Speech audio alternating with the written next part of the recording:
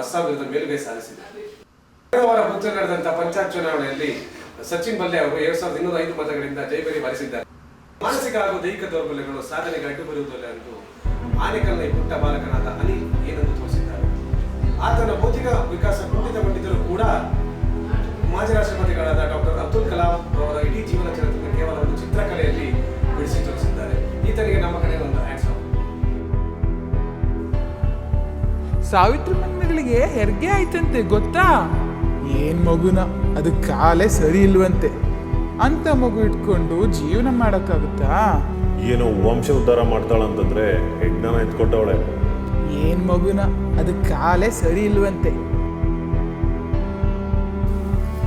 ಈ ಅವಮಾನ ಕೇಳಕ್ಕಾಗಲ್ಲ. ನನಗೆ ಈ ಮಗುನೇ ಬೇಡ ಬೇಡ, ಕೊಂದ್ಬಿಡ್ತೀನಿ. ಇಲ್ಲ ಇಲ್ಲ, ನಾನು 9 ತಿಂಗಳು ಹೊತ್ತು ಎತ್ತಿರೋ ಮಗು ಇದು. ನನ್ನ ಕೈಲಿ ಕೊಲ್ಲಕ್ಕಾಗಲ್ಲ. ಈ ಮಗು ಎಲ್ಲಾದ್ರೂ ಬದುಕೊಳ್ಳಿ. ಹೆತ್ತ ಕರಳಿದು, ಕೊಲ್ಲಕ್ಕೆ ಕೇಳ್ತಾ ಇಲ್ಲ. ನೀನೆಲ್ಲಾದ್ರೂ ಬದುಕೋ ಪುಟ್ಟ. ಯಾವ ತಾಯಿಗೂ ಇಂಥ ಕಷ್ಟ ಬರಬಾರ್ದು.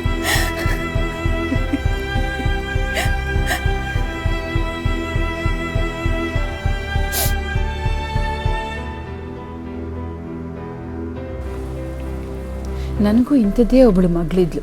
ಎಂಥ ಪಾಪಿ ನಾನು.